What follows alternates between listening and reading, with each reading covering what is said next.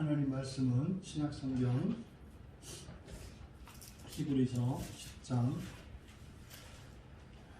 8절에서 10절까지인데요. 7절부터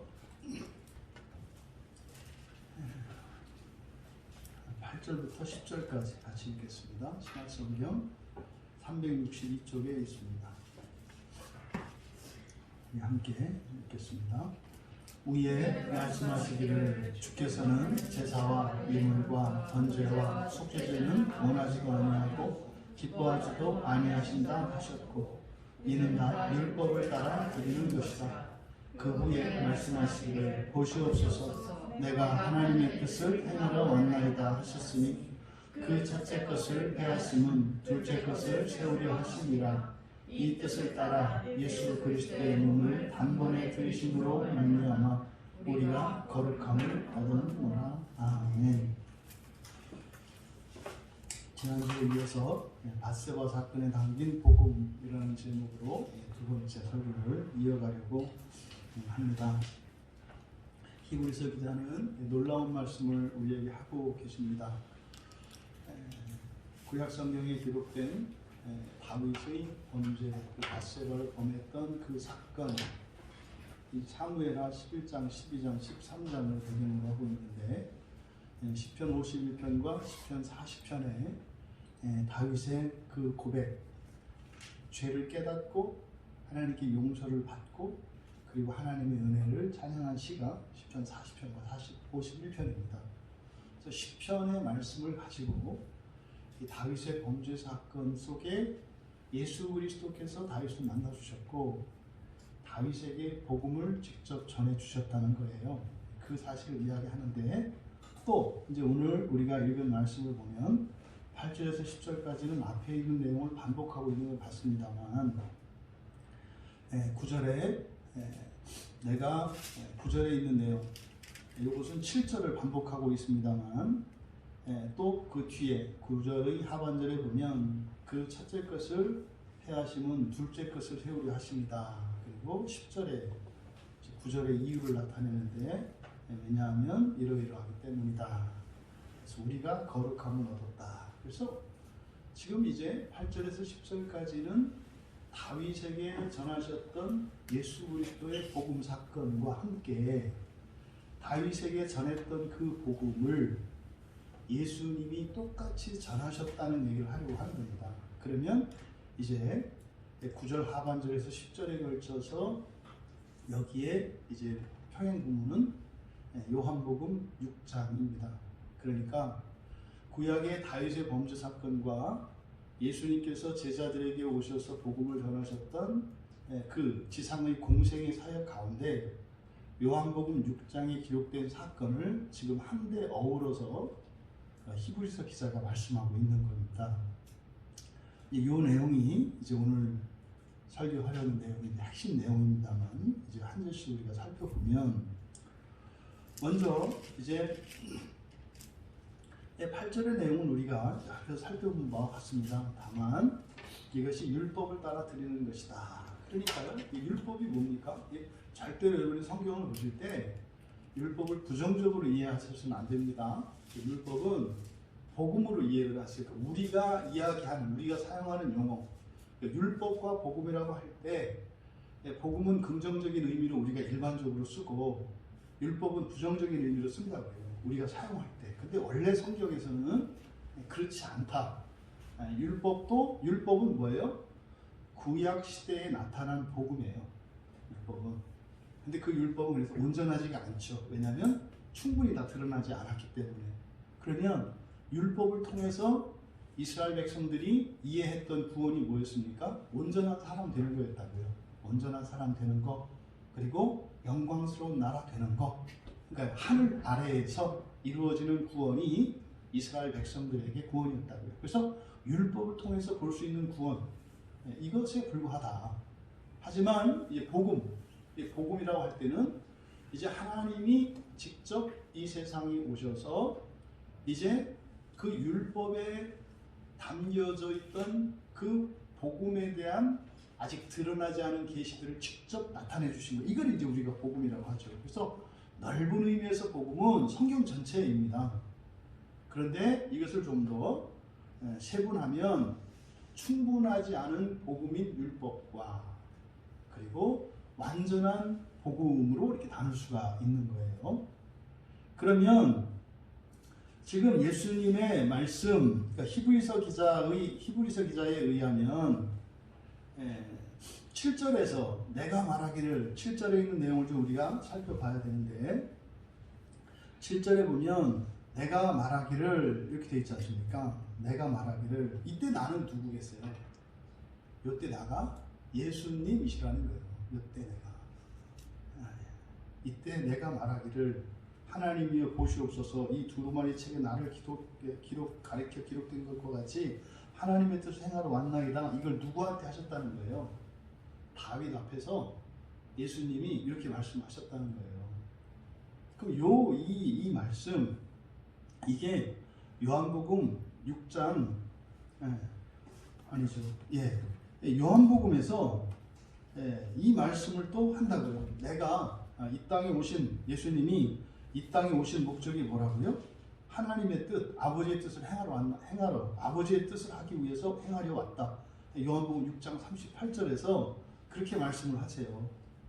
내가 이 세상에 온 것은 내 뜻을 행하려 한 게 아니라 나를 보내신 이 아버지죠. 아버지의 뜻을 행하려 했다. 그러니까 지금 히브리서 기자는 이 두 개의 사건을 염두에 두고 있다. 다윗은 구약의 대표적인 인물입니다. 그러니까 구약의 백성들에게 하나님께서 주셨던 복음 사건을 다윗 사건을 통해서 지금 말씀하고 있고, 그러니까 다윗에게 그 복음을 말씀했다 이 말이에요. 그리고 신약에서는 예수님께서 제자들과 유대인들에게 똑같은 말씀을 하셨다는 거예요. 지금 이 두 말씀을 놓고 지금 히브리서 기자가 대조하고 있는 겁니다. 그러면 지금 여기서 앞에서 지난주에 우리가 살펴보았던 것처럼 아버지 뜻을 행하러 왔습니다. 이게 이제 시편 40편 8절 말씀이에요. 시편 40편 8절에 나의 하나님이여 내가 주의 뜻 행하기를 즐기오니 이 말씀을 인용을 한 거거든요. 그러면 여기 이제 우리말 성경은 시편 40편 8절로 되어 있는데 70인역 번역에서는 이게 이제 70인역 헬라어로 번역한 그 구약 성경의 장절이 좀 달라요. 우리가 보고 있는 이 성경과 그리고 70인역 성경의 장절 구분이 좀 오락가락합니다. 그래서 70인역으로 혹시 보는 분은 시편 39편 9절이에요. 이 말씀이. 근데 우리말 성경을 기준으로 하면 시편 40편 8절입니다. 그러니까 여기에 있는 내용, 이 40편 8절, 나의 하나님이여 내가 주의 뜻 행하기를 즐기오니 주의 법이 나의 심중에 있나이다. 이것은 부정확한 번역이고, 이를 70인역으로 번역한 것을 직역하면 이렇게 됩니다. 내가 나의 하나님 당신의 뜻을 행하기를 원했습니다. 이게 뗄로예요. 원하다, 소원하다. 내가 나의 하나님 당신의 뜻을 행하기를 원했습니다. 그리고 내 뱃속 가운데에 있는 당신의 법을. 그러니까 무슨 말입니까? 하나님의 뜻과 법이 뭐예요? 같은 거예요. 율법이 하나님의 뜻이라고요. 근데 그 율법을 뭐라고 했어요? 당신의 뜻이라고 이야기를 했고 내 뱃속 가운데 있다 그랬어요. 구약 사람들이 뱃속 가운데라고 하는 것은 오늘날 우리들의 이해로는 마음속 가장 깊은 곳이에요. 지금 우리들은 사람 이 내면에서 가장 깊은 곳이 어디라고 이해하고 있어요? 마음속이라고 한다고요. 마음속. 그런데 당시의 사람들에게는 맨 처음 사람의 내면의 가장 깊은 곳, 사람이 다다를 수 없는 곳, 거기를 뱃속이라고 했어요. 뱃속. 또 이게 시대적으로 오면은 이제 뭐 1, 2, 3세기 이때 이제 의학이 발전하기 전에는 해부학이 발전하면서 사람 배를 열어봤더니 뭐 별다른 게 없는 거예요. 그래서 열어보지 못한 데가 어디였냐면 심장이었어요. 그 다음에 사람 속에 가장 깊은 곳 할 때는 내 심장 속에 이렇게 얘기를 해. 지금은 뭐 다 까봤어요. 다. 그러니까 뭐 다 알아요. 안에 있는 거. 그래서 이제는요 알 수 수 없는 당신의 마음. 그래서 지금은 마음을 모르죠 아직.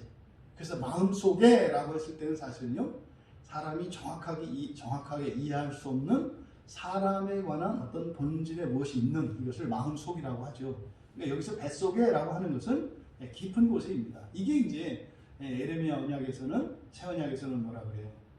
이 율법을 하나님의 말씀 어떻게 한다고 그래요? 우리 마음판에 새겼다 이렇게 얘기를 하죠. 같은 의미입니다. 그래서 시편 40편 8절의 말씀을 인용해서 지금 바로 예수님이 다윗에게 나타나셔서 복음을 전해주실 때 이 말씀을 했다는 거예요. 그러니까 지금 히브리서 기자의 상상 속에는 뭐가 있어요? 다윗이 있고요. 다윗이 막 기도하고 회개하고 이러는데 예수님이 나타난 거예요. 또 한편으로는 어떤 모습이 있어요?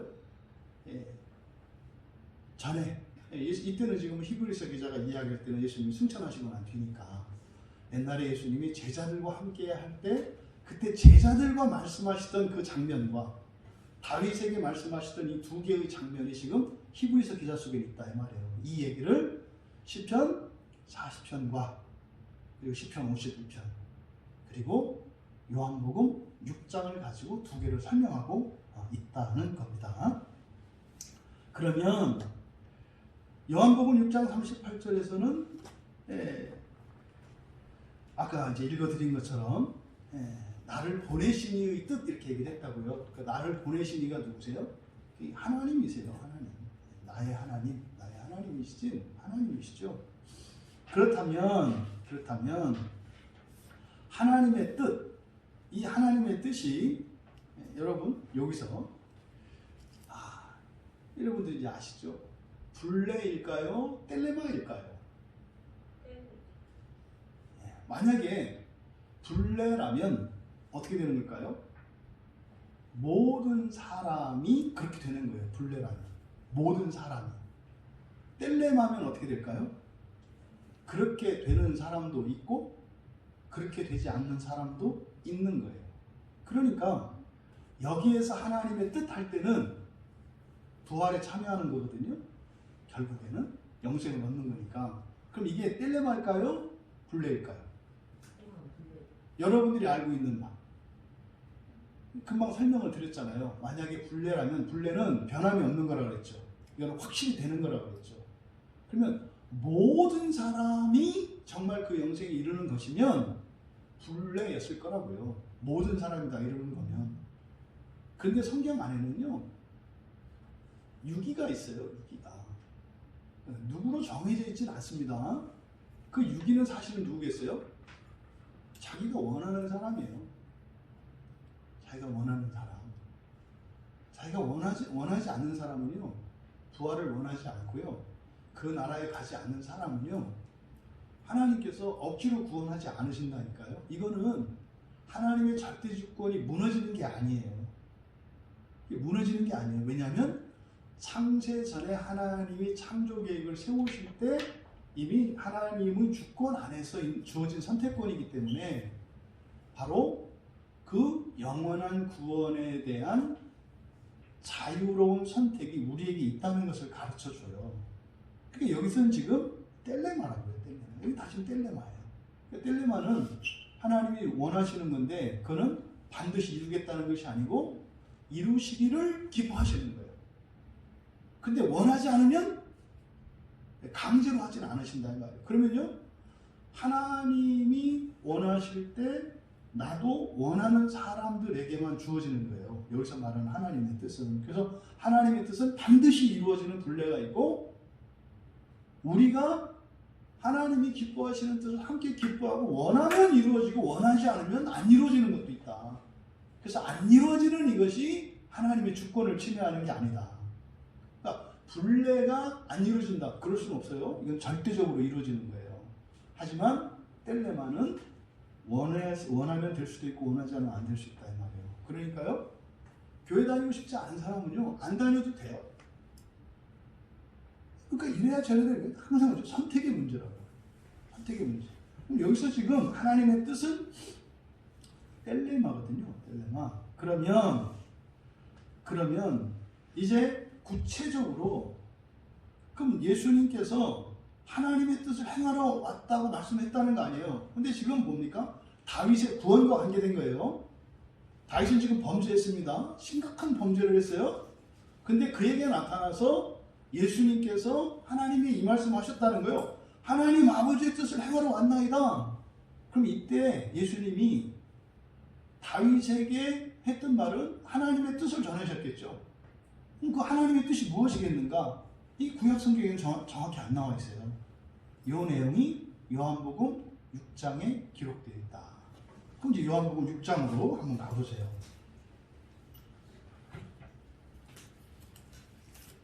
요한복음 6장에 38절 신약성경 153쪽입니다. 요한복음 6장을 이제 38절 거기를 이제 기준으로 한번 봐보세요. 이때 지금 이제 예수님께서 39절 6장 39절에 보면 뭐라고 되어 있습니까? 나를 보내신 이의 뜻은 내게 주신 자 중에 내가 하나도 잃어버리지 아니하고 마지막 날에 다시 살리는 이것입니다. 그러니까 하나님의 뜻이 무엇인지 구체적으로 이제 여기에 나타나 있죠. 그게 뭡니까? 마지막 날에 다시 살리는 이것이라고 번역되어 있잖아요. 다시 살리는 이것. 이게 뭡니까? 살리는 이것이라고 번역된 이게 그 아나스타시스의 번역이에요. 부활입니다. 부활. 그러니까 다시 살리는 것, 이것은 그냥 죽은 자에게 다시 숨이 돌아오는 것을 의미하는 게 아니에요. 부활이라고요. 부활. 그러니까 6장 39절에서 정확하게 하나님의 뜻이 무엇인지, 지금 이 얘기를 지금 뭡니까? 지금 히브리서 기자가 말씀하고자 하는 바는 이 복음을, 이 말씀을 다윗도 들었다고 얘기를 하는 거예요. 다윗도. 그래서 뭡니까? 마지막 날에, 이게 종말이거든요. 그러니까 종말에 부활시키는 거예요. 종말에 부활시키는 거. 이게 하나님의 뜻이다. 이 말이에요. 그리고 6장 40절. 왜냐하면, 이렇게 되죠. 왜냐하면 내 아버지의 뜻은 아들을 보고 믿는 자마다 영생을 얻는 이것이니. 이건 지금 뭡니까? 부활에 대한 설명이에요. 부활이라는 게 뭐냐? 뭡니까? 영원한 생명을 얻는 거예요. 영원한 생명을 얻는 거. 그런데 누가 영원한 생명을 얻어요? 아들을 보고 믿는 자예요. 그러니까 아들을 보고 믿는 자는 모두다. 근데 그냥 모두다가 아니라 아들을 보고 믿는 모든 자예요.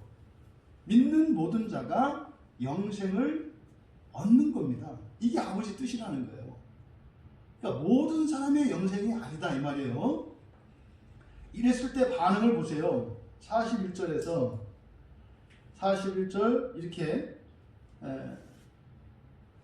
자기가 하늘에서 내려온 떡이라고 하심으로 42절에 가니까 유대인들이 예수께 대하여 41절 끝에 뭐라고 되어 있어요?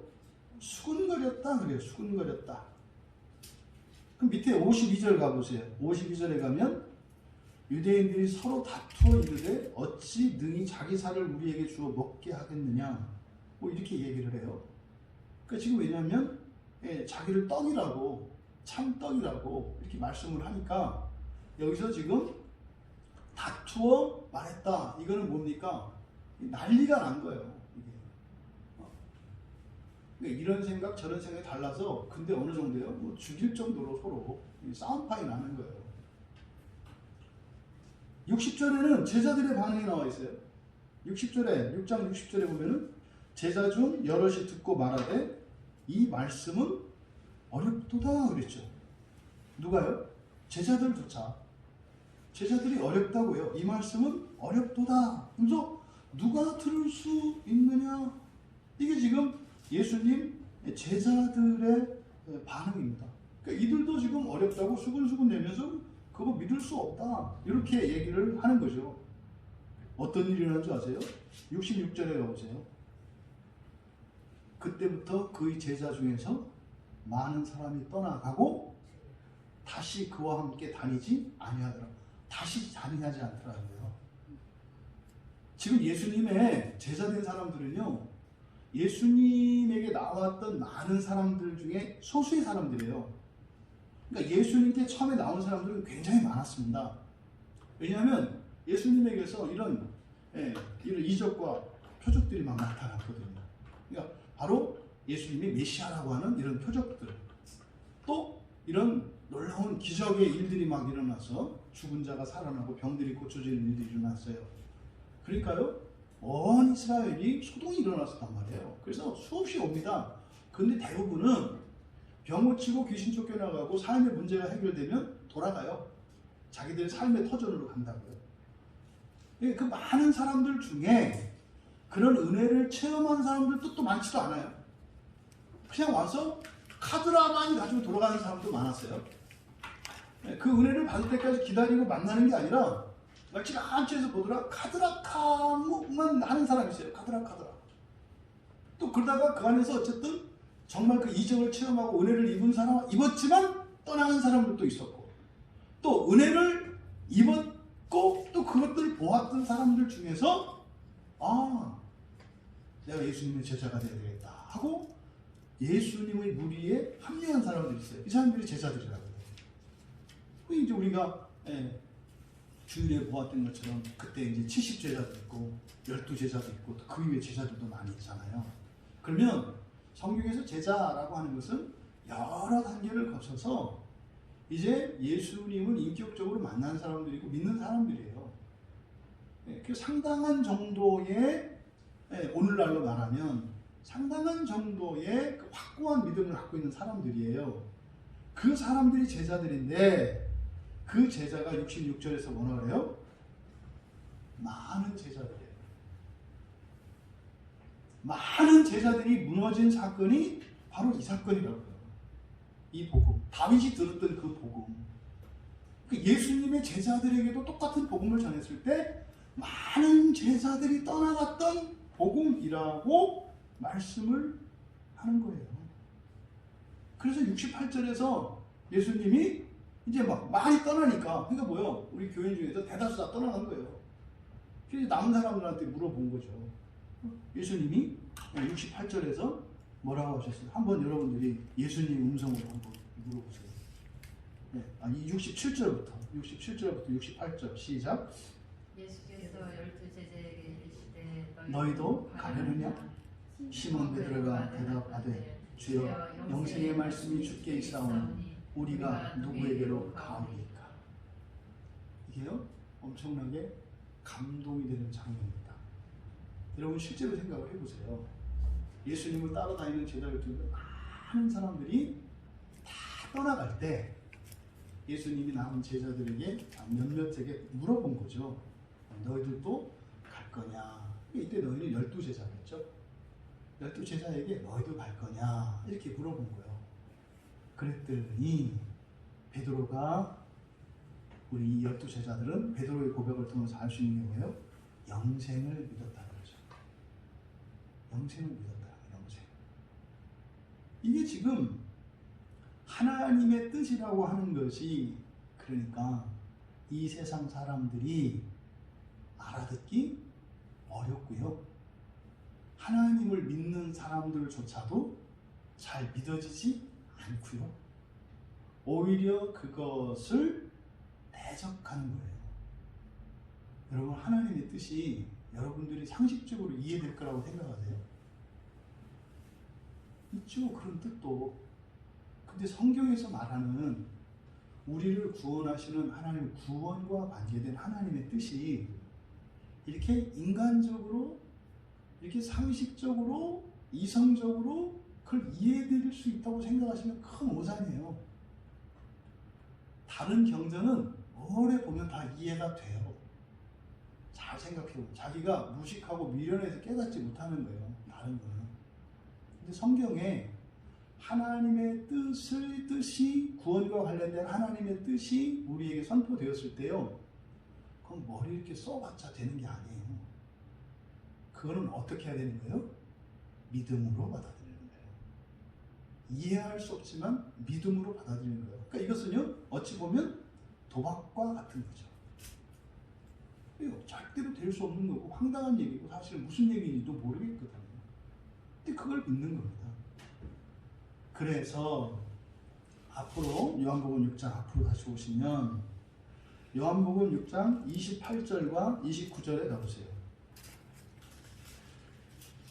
그들이 묻되 우리가 어떻게 하여 하나님의 일을 하오리까? 그러니까 여기서 하나님의 일이라는 게 뭐겠습니까? 하나님의 뜻이죠. 하나님의 뜻을 이루는 일이잖아요. 그러니까 이 하나님의 뜻을 위해서 예수님이 오셨고 그 하나님의 뜻을 행하기 위해서 오셨대요. 그러면 우리들은 어떻게 해야 하나님의 뜻대로 우리가 사는 것인가? 이런 질문을 할 수가 있잖아요. 그게 이제 그들이 물어본 거예요. 우리가 어떻게 해야 하나님의 일을 하겠습니까? 그때 예수님께서 말씀하신 게 뭡니까? 하나님께서 보내신 일을 믿는 것이 하나님의 일이다. 그러니까 여기서 하나님이 보내신 이가 누굽니까? 예수님이잖아요. 그러니까요, 예수님을 그래서 보고 믿는 게 되는 거예요. 예수님을 보고 믿는 거. 그러니까 예수님이 이 땅에 오신 목적이 뭐라는 겁니까? 바로 예수님 당신을 보여주셔서 그래서 믿게 하시고, 그래서 예수님을 믿으면 예수님이 하는 말씀과 예수님이 행하시는 일이 하나님의 뜻이니까 믿고 따라갈 거 아니에요. 이 얘기를 지금 이렇게 말씀을 한 거죠. 그러니까 예수님을 보고 믿는 거예요. 믿는 거. 그러면 이제 30절에 가니까 그들이 묻되 그러면 우리가 보고 믿도록. 우리가 그러니까 뭐냐면 우리가 어떻게 해? 그러니까 당신을 보고 믿기 위해서 우리가 예수님을 보고 믿기 위해서 그럼 예수님이 하시는 일이 뭐예요? 이렇게 물어보는 거예요. 그럼 우리가 예수님을 믿으려면 예수님이 뭐 믿을 만한 뭘 하실 거 아니에요? 그럼 예수님이 우리도 그냥 믿으라고만 하지 마시고 그러면 우리를 믿도록 하기 위해서, 왜요? 하나님의 뜻을 행하기 위해서 오신 거니까. 그러면 우리가 예수님을 믿을 수 있도록 예수님이 하시는 일이 뭐예요? 이렇게 물어본 거예요. 이게 30절과 31절에서 우리가 보고 당신을 믿도록 행하시는 표적이 무엇입니까? 우리가 뭘 보고 당신을 믿어요? 이렇게 이야기를 한 겁니다. 그러니까 예수를 믿는 거 이렇게 얘기하면서 예수님께서 그 광야에 내렸던 만나 사건을 이야기를 해요. 그러니까 이런 거죠. 출애굽한 이스라엘 백성들이 받은 약속이 있었죠. 그게 뭡니까? 가나안 땅이었죠. 그럼 가나안 땅에 가려면 그들이 어떻게 해야 돼요? 그들이 해야 되는 거 뭡니까? 가라면 가고요. 서라면 서고요. 그 다음에 뭐예요? 주면 주는 대로 먹어야 돼요. 날마다 하나님이 하늘에서 만나를 내려주시잖아요. 바위를 터뜨려서 물을 주시잖아요. 그러면 만나 주시거든 그냥 만나 먹고, 물 터뜨리거든 바위를 터뜨려서 물을 주시거든 물을 마시고, 그리고 가라면 가고 서라고 서면 돼요. 그게 해야 될 일이에요. 그러니까 우리들도 신앙을 살아가는 지금 히브리서 기자가 염두에 두고 있는 이 그리스도인들, 그럼 그리스도인들이 해야 되는 일, 그게 뭐겠어요? 그러면 광야에서는 이스라엘 백성들이 한 일, 그게 뭐냐면 그냥 만나를 먹은 거예요. 만나를 먹은 거. 만나를 먹고 산 거예요. 그래서 뭐 만나를 먹는 게 또 뭐 한 겁니까? 배고프고 아니면 굶어 죽으니까 그냥 한 거 아니에요. 그거밖에 먹을 게 없어요. 물론 그들이 가지고 있는 동물들이 있었겠습니다만 희한하죠. 그건 안 잡아먹는단 말이에요. 그 만나를 먹은 것 뿐이에요. 그러면 요한복음 6장 51절에 가보세요. 예수님께서 이제 뭐 47절 이하에서 이제 예수님이 이제 당신을 떡이라고 하세요. 떡. 하늘에서 내려온 떡이니 사람으로 하여금 먹고 죽지 않게 하는 것이다. 이제 50절에서 이제 광야 사건을 말한 거죠. 그리고 51절에서 예수님 자신을 이제는 나는 하늘에서 내려온 살아있는 떡이다 이렇게 말씀해요. 살아있는 떡이다. 사람이 이 떡을 먹으면 영생을 하리라 이렇게 돼 있어요. 그러니까 광야의 백성들은 광야에 있는 이들이 만나를 먹지 않으면 죽잖아요. 그러니까 먹었다는 거예요. 근데 그때 생명은 뭡니까? 이 세상에서의 생명이죠. 그러면 예수님 살아있는 떡, 하늘에서 내려온 살아있는 떡이신 예수님을 먹으면 어떻게 된다? 여기서 영생을 하리라. 그러면 영원한 생명이거든요. 영원한 생명. 그러니까 이것은 광야의 이스라엘 백성들이 그 만나를 먹고 살았던 그 생명, 육체의 생명이고, 그는 제한되어 있는 120살로 제한되어 있는 육체의 생명이고, 살아있는 떡이신 예수님을 먹으면 이게 사실 이 먹는 게 뭡니까? 복음이 있는 거예요. 또 말씀을 받아들이는 거예요. 그러면 영생을 하리라. 그런데 여기서 지금 우리말 성경에 내가 줄 떡은 곧 세상의 생명. 이때 세상은 뭐겠어요? 그 세상이겠죠. 지금 대조를 이루는 거예요. 광야에서 만나를 먹은 것은 가나안 그 세상을 살아가기 위한 생명이고요. 지금 예수님, 살아있는 떡인 예수님을 먹는 것은 뭐예요? 그 세상은 하나님의 나라입니다. 하나님의 나라를 위한 그 나라의 생명이다 이 말이에요. 요 대조가 지금 여기에 나타나 있는 거다. 놀라운 얘기죠. 그러니까 하늘로부터 주시는 살아있는 떡이신 예수님을 먹는다. 믿는 겁니다. 예수님을 믿고, 예수님을 믿는 것은 예수님의 말씀을 믿는 것이고, 예수님의 말씀을 믿는 것은 성경을 믿는 거예요. 지금 우리들은. 그러니까 뭐예요? 오직 성경만 믿고, 성경을 공부하고, 성경을 설교하고, 듣고, 그리고 기도하면서, 왜 기도하라고 하십니까?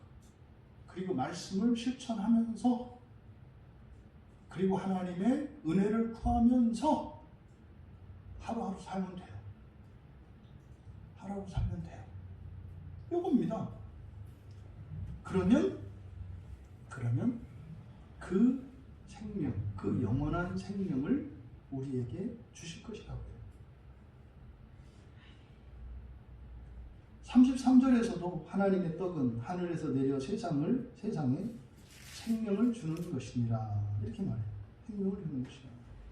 35절에 나는 생명의 떡이요 내게 오는 자는 결코 주지 아니할 터요 나를 믿는 자는 영원히 목마르지 아니할 것이다. 그런데 뭐라고 해요? 35절에 그러나 너희는 나를 보고도 믿지 아니하는 도다. 이게 수천 년 동안 계속되는 일이에요. 수천 년 동안 계속되는 일이에요. 그런데 히브리서 기자는 뭐라고 하는 겁니까? 다윗은 믿었다, 안 믿었다? 다윗은 믿었다는 거예요. 다윗은 믿었다는 거예요. 다윗은. 요 얘기를 하는 겁니다. 그러면 히브리서 기자는 어떻게 다윗이 믿었다고 할까? 그것은 계시에 의한 거죠. 하나님의 계시에 의한 거죠. 근데 그게 진짜로 하나님의 계시인지 아닌지 우리가 확인할 수 있을까요? 없을까요? 있어요. 왜냐하면 성경은 하나님의 말씀은 하나님의 말씀으로 검증이 되거든요. 그러니까 요 내용이 사무엘하 12장에서 나오는 사건이에요. 그러니까 사무엘하 12장에 보면 나단 선지자가 찾아오잖아요. 그래서 그 범죄에 대해서 질책을 하고 나단 선지자가 예언을 해요. 그래서 당신이 그 바세바와 사이에서 태어난 그 아기가 임신을 했잖아요. 그 아이가 죽을 거라고 예언을 합니다. 왜요? 하나님의 벌이라는 거예요. 그 아이가요. 원래 구약의 율법에 따르면 8일째에 할례를 하죠. 8이라고 하는 숫자는 재창조의 숫자라고 그랬어요. 8이라고 하는 숫자는 할례라는 의미는 뭡니까? 거듭남의 표시예요. 새로운 생명이 된다는 표시예요. 8일째. 근데 그 아이가 어디까지 살아요? 7일 살고 죽어요. 8일을 못 봐요. 2대째 죽어요, 그 아이가. 그런데 죽기 전에 바울이 금식하면서 기도합니다. 땅에 엎드려서 금식하며 땅에 엎드려서 밤새 기도했다. 그러니까요, 네, 일주일 동안 아니면 태어나기 전부터 금식했던 거예요. 아주 오랫동안 금식하며 기도했던 거예요, 다윗이. 왜? 나단 선지자가 얘기했거든요. 바세바가 아이를 낳으면 아들일 건데 그 아이가 죽을 거다 예언을 했거든요. 그래서 이 아이를 살리려고 금식하며 기도합니다. 그래서 되게 신하들이 따라서 한다고 해요. 사실은 이 금식하며 기도하는 일은 특별한 능력의 역사가 있습니다. 이 금식 기도에는 하나님의 약속이 있어요. 그런데 다윗이 그렇게 기도를 한 거죠. 그래서 백성들, 신하들조차도 그렇게 기도를 했어요. 그러면 그 정도 했으면은 분명히 응답될 거라고 믿었어요. 근데 아이가 죽었어요. 그래서 신하들이 다윗에게 전화지를 못합니다. 왜냐하면 지금 아파 있는데 아파서 살려달라고 지금 기도를 하는데 이미 왕이 죽기로 결단을 한 거예요, 보니까. 그러면 왕자가 죽었다는 얘기를 들으면 어떻게 될 것 같아요? 큰일 나게 생긴 거예요. 그래서 말을 못해요. 근데 이걸 얘기를 안 할 수가 없잖아요. 그 말을 전합니다. 그래서 사무엘하 12장 20절에 보면 그 소식을 전해서 다윗이 까무러칠 줄 알았어요. 이상한 반응이 나와요, 거기에. 죽었다고 하는 얘기를 딱 듣자마자 딱 일어나요. 네, 금식을 딱 끝내고 아들이 목욕하고 옷을 갈아입고 기름 바르고 성전에 들어가서요 경배했다 그래요. 이상한 장면이잖아요. 살려달라고 목숨을 걸고 기도하던 다윗에게 죽었다는 소식을 전해줬는데 그 즉시 딱 일어나더니 목욕하고 옷 갈아입고 기름을 쫙 바르고 아주 기쁜 낯으로 여호와의 성전에 들어가서 하나님께 경배했다고 그래요. 그리고 딱 나오더니 밥상 차려라 그러더니 밥을 맛있게 먹었다는 거예요. 이게 이해가 안 가는 장면이에요. 히브리서 기자가 이걸 좀 설명하는 거죠. 요 사이에 어떤 일이 있었던가요?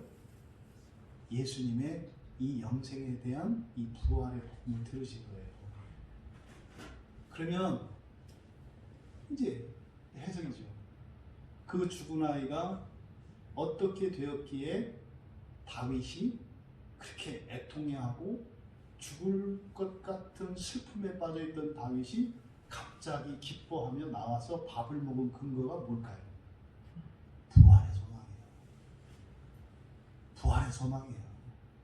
이거를 봤다는 거예요. 이게 지금 히브리서 기자가 설명을 하는 겁니다. 그러니까 다윗이 위대한 이유는 뭐예요? 하나님의 말씀을 듣는 것이에요. 그 사람이 죄 안 짓고 거룩하게 살고 전쟁에서 이기냐.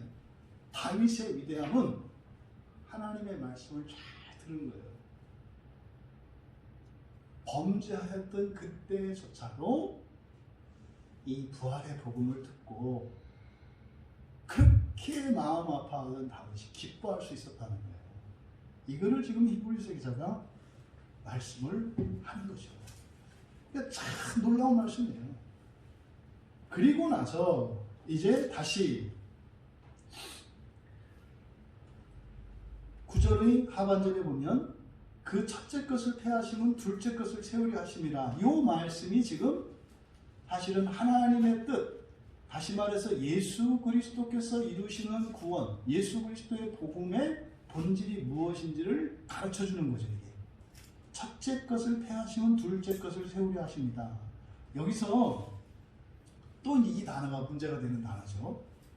여기서 패하심은 이렇게 돼 있어요. 첫째 것을 패하심은 둘째 것을 세우려 하십니다. 그럼 여기서 패하다라고 하는 헬라어 단어가 아나이레오라는 말이에요. 아나이레오. 이 아나이레오가 뭐냐면 모세가 강물에 떠내려가죠. 그때 바로의 공주가 어떻게 해요? 건져 올리죠. 그게 아나이레오예요. 그러니까 위로, 아나, 위로 이런 뜻이고요. 그 다음에 하이레오는 선택한다라는 뜻이에요. 우위로 선택한다. 그러니까 우위로 들어 올린다 이런 뜻이거든요. 그런데 이 단어를 패하심이라고 번역을 했으니 이 이해가 되겠습니까? 첫째 것을 패하심이 아니라 첫째 것을 뭐 하는 거라고요? 위로 들어 올리는 거라고요. 위로 선택하셨다 이런 뜻이에요. 위로 선택하셨다.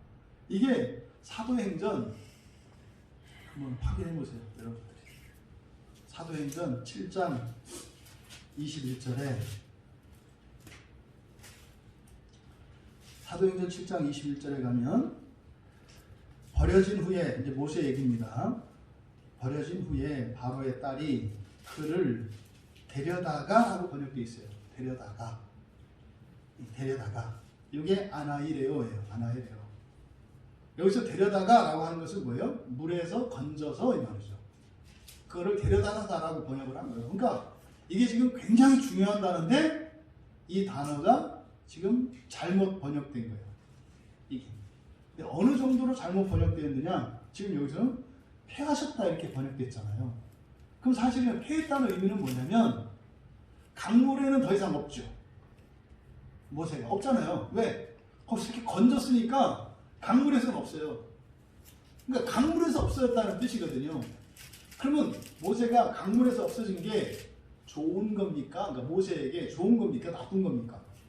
좋은 거잖아요. 물에 빠져 죽을 건데 거기서 건져서 올렸으니까 좋은 거잖아요. 근데 그거를 뭐라고 했어요? 패했다 이렇게 얘기를 했다고요. 그럼 강물에 계속 떠 있는 게 좋은가? 이게 지금 우리말 성경에 대부분 뭘로 번역되어 있냐면 죽다로 번역되어 있어요. 죽다. 이게 무슨 말입니까? 성도의 죽음이 성도의 죽음이 불행한 거예요. 그러니까 이게 패한다는 의미로 받아들여져서 교인들조차 뭐예요? 하나님 나라에 가는 것을 별로 안 좋다고 생각을 해요. 이 아나이레오를 다 그렇게 돼 있어요. 죽다라고 번역이 돼 있어요. 그리고 예수님의 죽음에 대해서 성경에서 예언을 하거든요. 동방박사들이 찾아왔잖아요. 그때 헤롯이 예수님을 죽이려고 하잖아요. 그때 우리말 성경에 죽이려고 한다 이렇게 되어 있거든요. 그때 죽이려고 한다가 그 단어가 아나이레오예요. 그러니까 뭡니까? 십자가에 들어 올리려고 했다 이 말이에요. 그러니까요. 예수님을 죽이려고 한다 할 때 이 아나이레오를 쓴 단어들은 다 뭡니까? 애시당초 예수님을 뭐요? 십자가에 매달려고 했다 이거예요. 죽이려고가 아니라 십자가에 매달리려고 했다. 십자가에 매달리려고 하는 게 뭡니까? 이게 바로 놋뱀을 상징하는 말이에요. 그러니까 죽이려고 했다 이라는 것은 바로 놋뱀. 그 불뱀들에게 물려 죽을 때 들려 올려지는 그것을 상징하는 말이에요. 근데 이걸 이제 우리들 세상의 입장에서 보니까 예수님이 십자가에 들려주시고 승천함이 이 세상에 없죠. 이걸 뭐라 그래요? 죽었다 얘기한다고요. 근데 그 죽었다고 하는 의미가 그때 위로 올려졌다고 하는 의미가 긍정적인 의미입니까? 부정적인 의미입니까? 긍정적인 의미잖아요. 아니 우리의 꿈도 우리의 소원도 우리의 소망도 그건데 그거를 죄의 결과로서 하나님의 징계로 내려지는 지옥을 맛보는 부정적인 의미의 죽음으로 이렇게 해석을 해놓으니 이게 성경에 안 드러난다 이 말이죠. 그래서 첫째 것을 패했다라고 하는 거예요. 그러면 이게 첫째 것과 둘째 것은 뭘까? 뭐 뒤에 세우다 이건 히스템입니다. 스탠드 영어의 스탠드 서다 이런 뜻인데 그러면 여기서 첫째 것을 위로 선택하신다. 첫째 것을 위로 올리신다 이 말이에요. 근데 그것은 둘째 것을 세우시기 위함이다. 그러면 본문에서 지금 첫째 것과 둘째 것의 대조 이게 뭐겠습니까? 첫째 것은 율법을 따라 지금 이 본문에서 제사를 가지고 얘기하고 있잖아요. 그러니까 첫째 것이니까 구약의 율법을 따라 드리는 제사들이에요. 척제나 번제제나 이 모든 것 이거를 첫째 것이라고 얘기를 하는 거예요. 그러면 첫째 것 할 때 제물하면 이스라엘 사람들에게 딱 들려요. 제물을 어떻게 해요?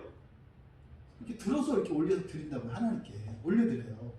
그러니까 첫째 것을 폐하심이 아니라 뭡니까? 첫째 것을 들어 올리는 거죠. 이렇게 없애는 게 아니라고요. 율법을 없애는 게 아니에요.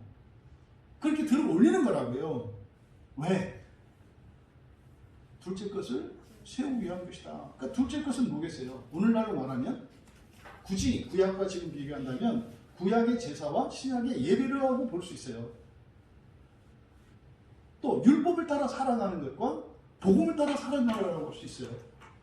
이해되시죠? 교회를 다녀도 예배를 드려도 제사처럼 드릴 수 있다고 그랬어요. 제사처럼. 그러니까 여러분들이 예배를 드리는데 제사를 대신해서 구약 사람들이 하던 거 대신 제물을 그냥 살 돈으로 헌금하고 뭐 이런 식으로 바꿔서 하면 그게 똑같이 첫째 것이에요. 그리스도인도 예외가 없어요. 유대인들도 그 첫째 것에서 벗어나지 못한 거죠. 근데 그것이 무익하다? 없애버려야 된다? 이렇게 얘기하지 않았다니까요. 어떻게 된다? 그게 위로 올려주고 새로워져야 된다는 거예요. 둘째 것으로. 그러니까 이 첫째 것과 둘째 것의 그 첫 번째 의미는 바로 율법에 따라 드리는 제사, 제물을 드리는 것이겠고, 우리들에게는 예수를 믿고, 예수를 보고 믿고 사랑하는 건데, 제사와 제사에 비교할 수 있는 게 예배다. 그래서 천주교에서 하는 미사가 잘못된 게 뭐예요? 첫 것으로 지금 계속 고집을 하잖아요. 그러니까 그거는 끝났고 이제는 어떻게? 그건 올려지고 새로 세워져야 된다는 거예요. 그래서 우리가 예배를 드리는 거예요. 예배라고 하는 것이. 근데 주의사항은 잘못하면 이 예배도 다시 제사처럼 만들어 버릴 수 있다. 그런 게 뭐라 했어요? 이런 형식이나 이런 거에 하고. 그러니까 이걸 지금 보면서 히브리서를 보면서 제가 깨달은 게 있어요. 아, 성찬에 죄 있는 자 참여하지 못하게 돼 있거든요. 바울 사도가 회개하지 않고는 죄 있는 자는 참여하지 못하고 저주가 있을 거라고 고린도전서에서 막 선포를 하는데 그날 와서 회개하면 돼요. 누구나 참여할 수 있는 거예요. 누구나 다. 다만 조건을 보는 것은 뭡니까? 세례자를 조건으로 하는 것은 뭡니까? 세례를 받은 것이 뭐예요? 하나님의 그 기뻐하시는 뜻에 동의한 것으로 보기 때문에. 동의하지 않은 사람은 그거 백날 먹어도 소용없어요. 동의하지 않은 사람은 그런 의미죠. 그러니까 바꿔 말하면 세례를 받았다 하더라도 그 성찬에서 그 부활에 대한 소망과 기대가 없어. 내 본성을 바꿔주신다고 하는 믿음도 없어. 해봐야 입만 간지러울 뿐이고 그냥 슈퍼에서 나가서 한 개 더 사서 드시는 게 나아요. 그 얘기를 하는 거예요. 그러면 또 이게 놀라운 게요. 이 본문, 이 말씀을 데살로니가 교회 교인들에게도 말씀을 하세요. 데살로니가. 그래서 한번 가보세요. 데살로니가 후서 2장 8절.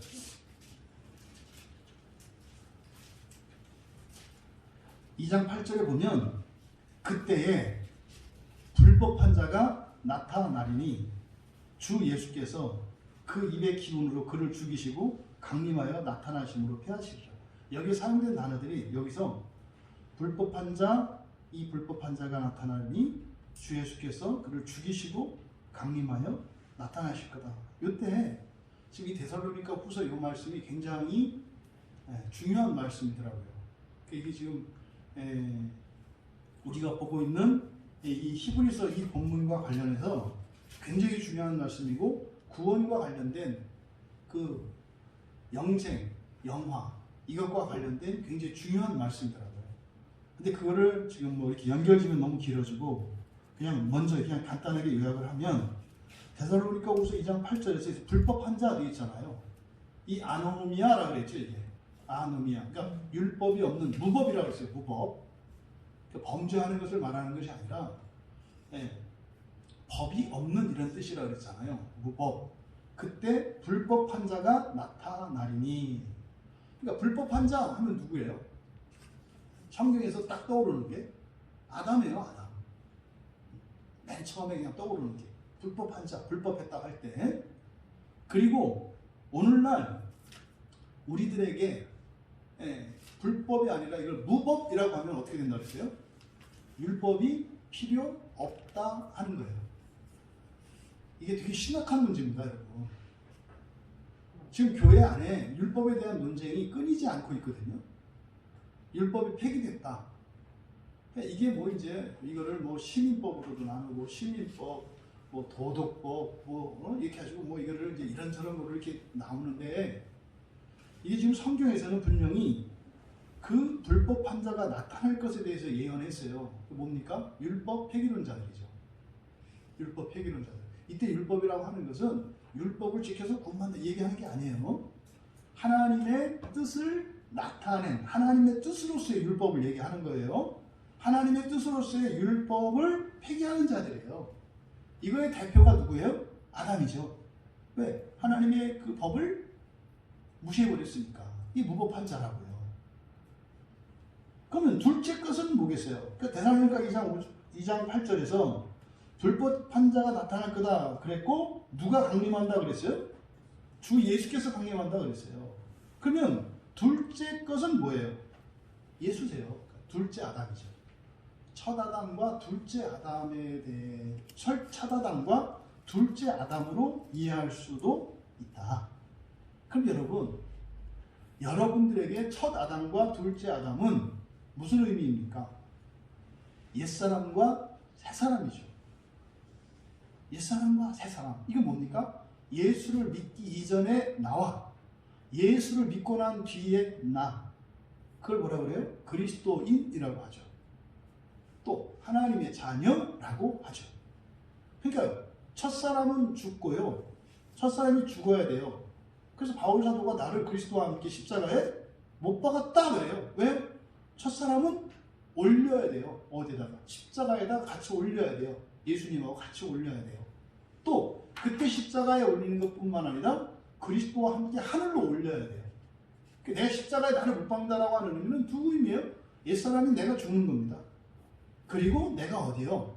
이 땅에서 살던 사람이 하늘나라의 삶으로 바뀌는 걸 말해요. 그랬을 때 새 사람이 되죠.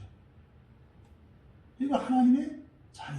그러니까 첫사람은 사람의 자식. 둘째 것은 예수와 함께 하나님의 자녀. 첫째 것은 이 세상의 사람. 둘째 것은 저 위 세상의 사람. 이거래요. 사람 너희를 신 이렇게 한다고 했잖아요. 이 말씀을 지금 여기서 하시는 거예요. 그리고 이제 10절에 가면 이제 이게 무슨 말씀인지 확 와닿는 거죠. 이 뜻을 따라 예수 그리스도의 몸을 단번에 들이심으로 말미암아 우리가 거룩함을 얻었다. 여기서 거룩함 똥물뱅이. 이때 거룩함이 뭐겠어요? 둘째 사람 된 거를 말해요. 둘째 사람 된 거. 그래서 여기서 거룩하게 되었다 이렇게 되는 거예요. 되어 있는 건 현재입니다. 근데 거룩하게 된 것은 또 완료입니다. 이미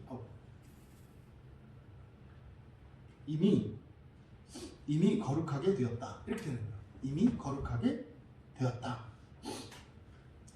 그러니까 지금 10절에서 말씀하는 바는 예수 그리스도께서 단번에 들이신 이 사건에 대해서 좀 다른 의미로 재해석하는 거예요. 일부 해석이잖아.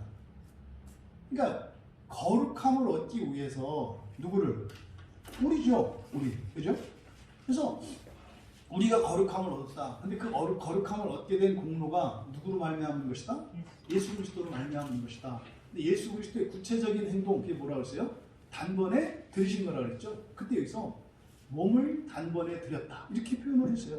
그러니까 지금 히브리서 기자의 의도는 뭐냐면 예수님께서 모범이 되어주시는 것을 가리키는 거예요. 여기서 예수님이 십자가에 못 박히신 사건을 화목제물로서 대속제물로서 여러 가지 의미가 있어요. 근데 지금 여기서 단번에 몸을 들이셨다라고 할 때 이때 몸을 단번에 들이신 것의 의미는 뭐예요? 그렇게 단번에 다 내놓을 만한 충분한 이유가 있었다는 거예요.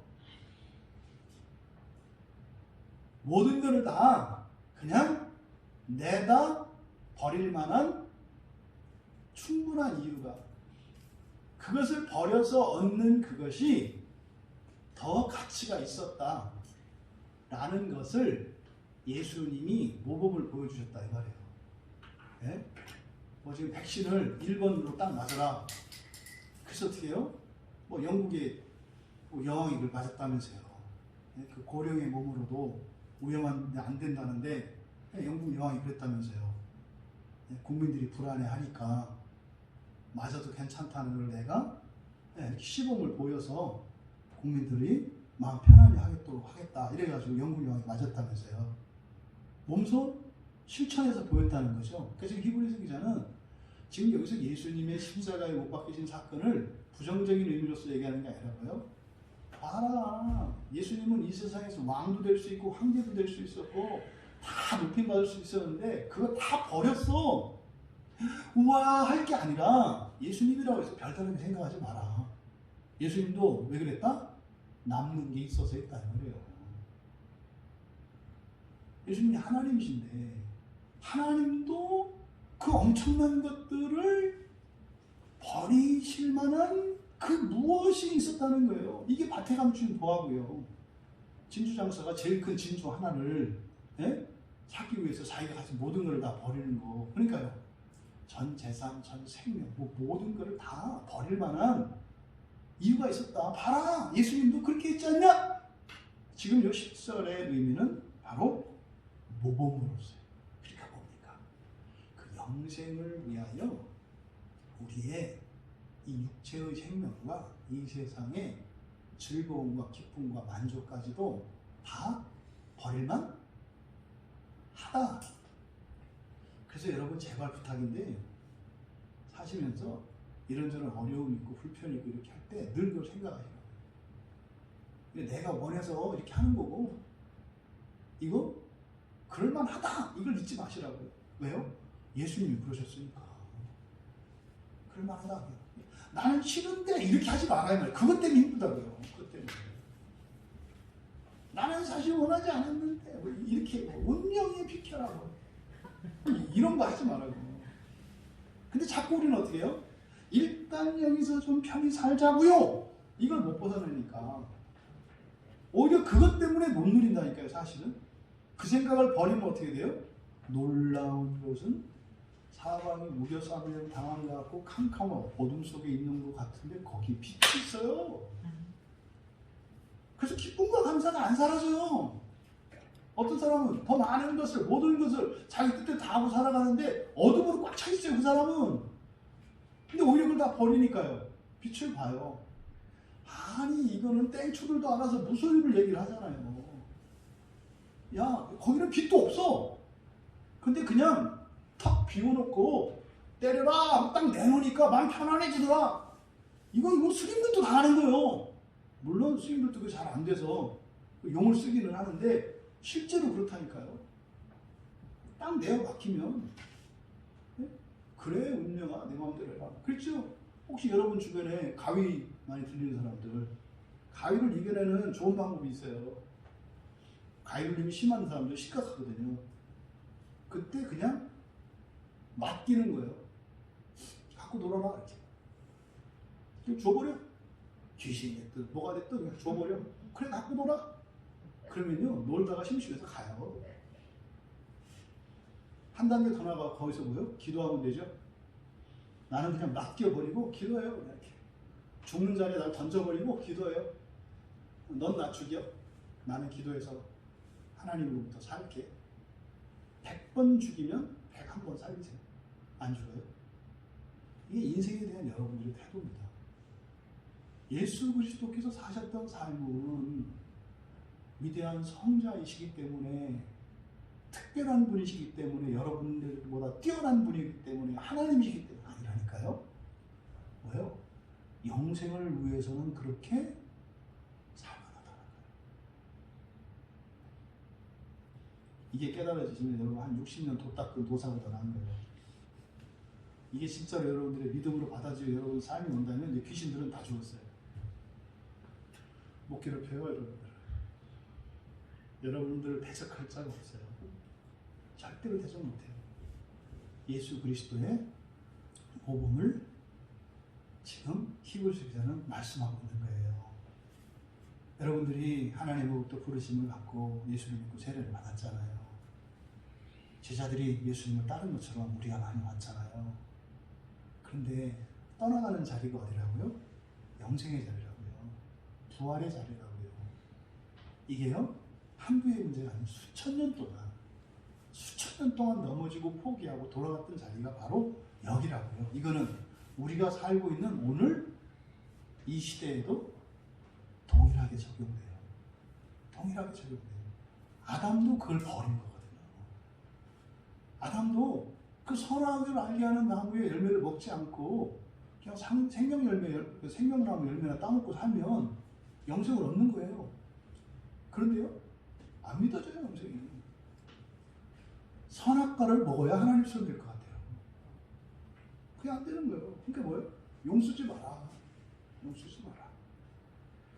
지금 정말로 우리 광야교회에요, 특별한 은혜의 때예요. 진짜. 전 그렇게 생각을 해요. 이게 이럴 수가 없어요. 저 같은 사람이 뭐라고, 제가 아니라 여러분이죠. 하나님은 여러분을 보시는 거죠. 그러니까 마치 예수님께서 제자들에게 너희들도 나를 떠나려느냐, 이 질문이 모든 신자들의 어느 시점은 다 던져지는 거예요. 여러분들은 사도들의 뒤를 따라 그 길을 나갈 수 있기를 바라요. 지금 이 본문을 통해서 예수님께서 주신 참된 구원이 뭡니까? 첫째, 부활이고요. 영생이고요. 하나님 나라에 가는 거고요.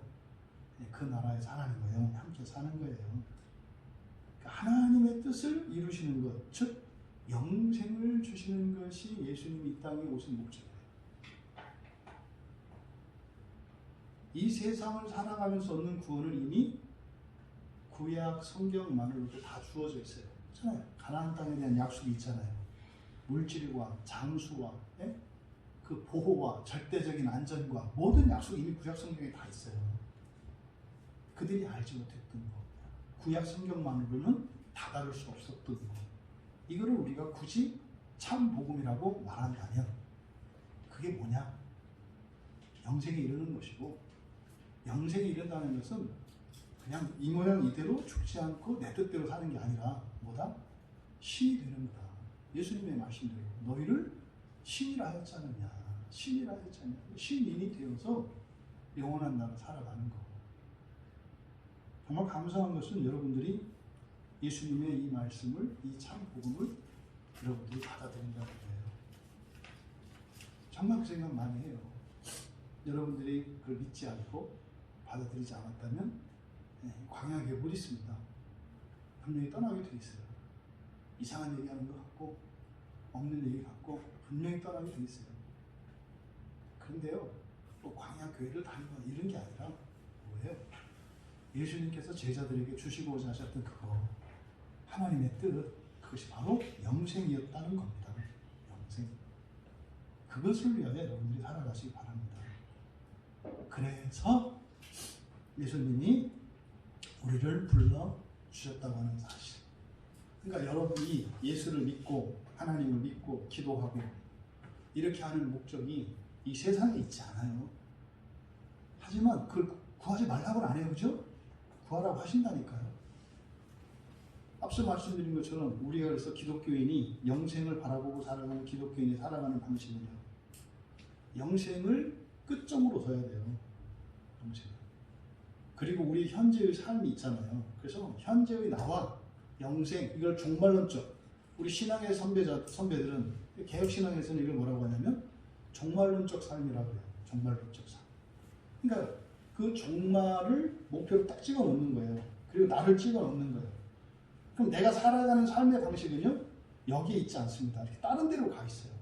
근데 다른 데로 가는 이유는 뭐예요? 그럴 만한 사정이 있어요. 그럴 만한 형편이 있어요.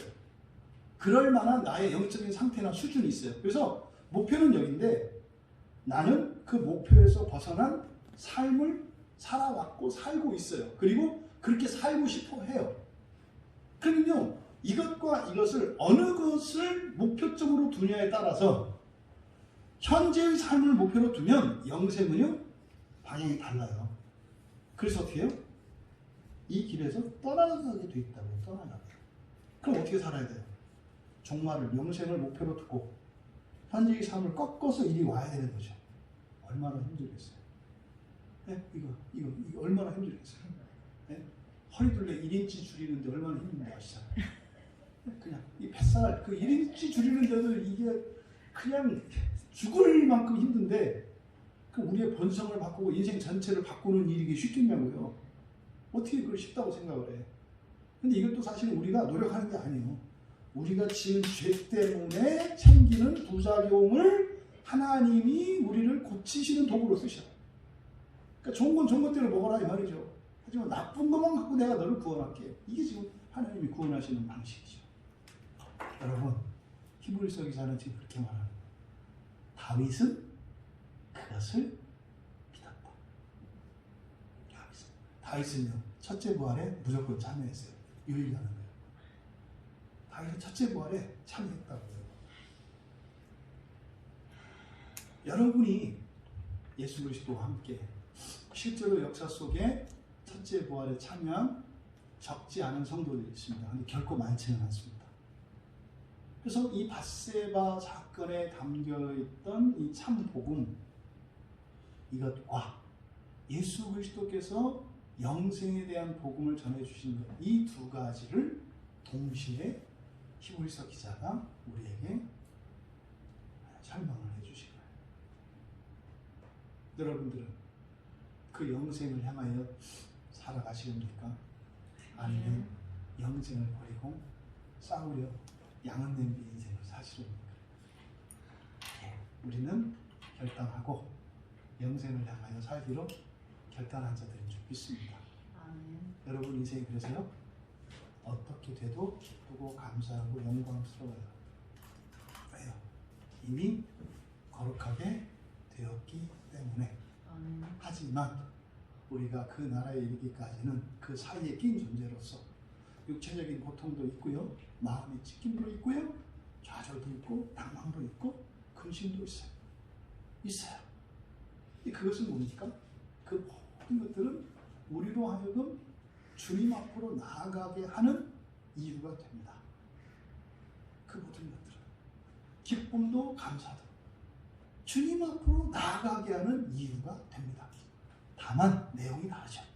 어떨 때는 기쁨과 감사로, 어떨 때는 슬픔과 아픔과 탄원으로 그리스도 앞에 나가는 거죠. 그래서 정말 무엇을 하든지 언제든지 그렇게 그 종말을 위하여 살아가시는 여러분들 다 되시기를 주님의 이름으로 축원합니다.